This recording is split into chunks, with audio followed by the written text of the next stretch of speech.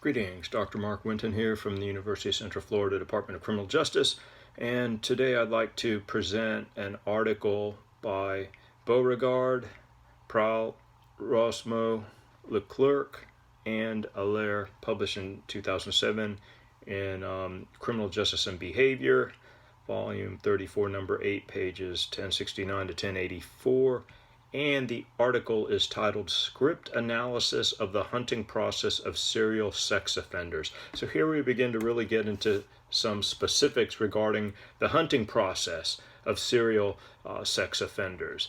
And a lot of this is based on Dr. Rosmo's earlier work, which really, I think, brought in criminal profiling using GIS and using geographical research and aspects and theories.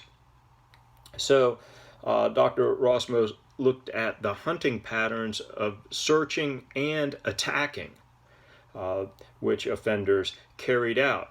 And so he looked at some of the search methods and found that they had some specific types, such as the hunter, who focuses more locally and searches in areas that he knows, and then the poacher, who tends to go outside of his city and basically away from where he lives, and then the troller, who is more opportunistic and finds his victims while going about their routine activity.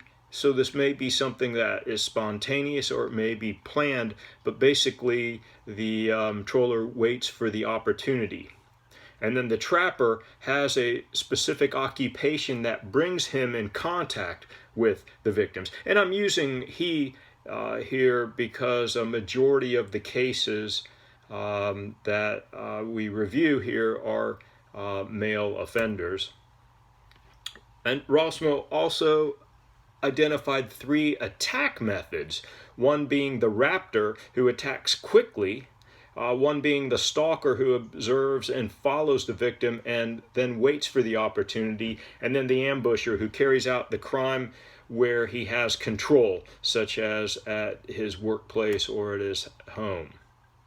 So they bring in the theory of rational choice. And so here is the idea that the offender believes that he has the best idea or method of carrying out the crime, and develops this crime script, or what Cornish referred to in his work as a sequence of decisions that are made to actually carry out the crime, and then specific tracks are developed to address specific situations within that particular script. I find this work very interesting because when I use script analysis of crime, it's very different in many ways. So this certainly complements my own thought process and script analysis work in criminal activity.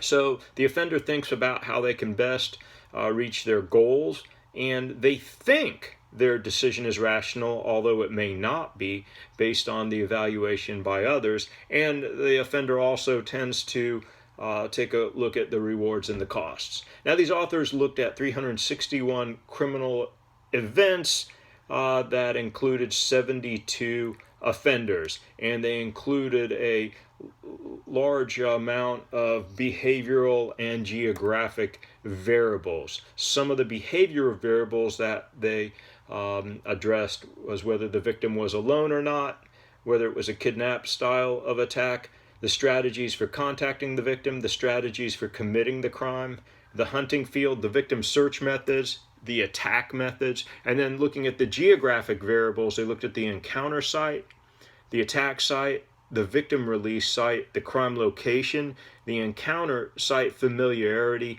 the attack site familiarity, the crime site familiarity, and victim release site familiarity, and also the crime location set.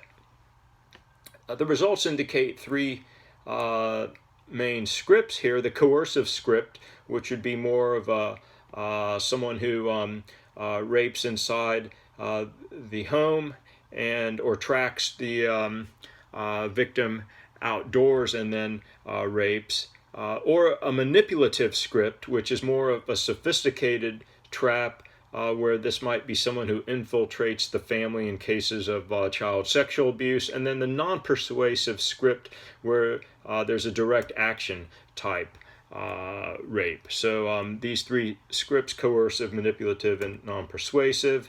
And then they obtain with this analysis 6 clusters looking at indoor-outdoor offenders, familiarity of location, predatory versus opportunistic offenses, and investment of offenders. So clusters 1 and 2 basically are the outdoor rape track, and this includes both outdoor and public.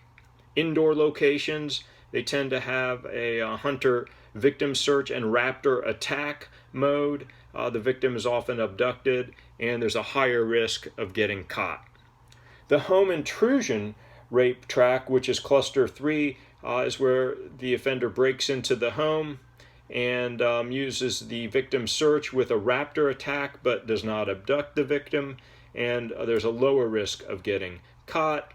The direct action rape track, or cluster 4, they hunt for a local victim in indoor public places. It's often spontaneous with low risk and based on opportunity. The sophistication rape track, cluster 5, is where the offender plans the attack, hunts through their job, or seeks out prostitutes, has more of a troller victim search method and an ambusher attack method, may use money or gifts to lure, and may also work with and sexually abuse children. And then the family infiltrator rape track, cluster 6, is where the offender gains access to families through their occupation, again may use gifts or money, and trapper search method and ambusher attack style. So they point out that environmental factors are very important, such as familiarity with the locations and whether the crime is committed indoors or outdoors. They look at how the scripts match up with the locations and strategies, and how victim selection is related to the physical environment. Also, they look at the levels of violence and the distance traveled and how they're related, and how rational choice theory shows how the offender behavior and environmental cues are related to each other. The authors point out that the research has implications for crime prevention or situational crime prevention, and also developing profiles for investigatory purposes. They point out it's important to look at the victim search and attack methods and how these relate to locations, and knowing that the offender scripts and tracks may help us understand the offender's mental maps of offender awareness. And this wraps up this video.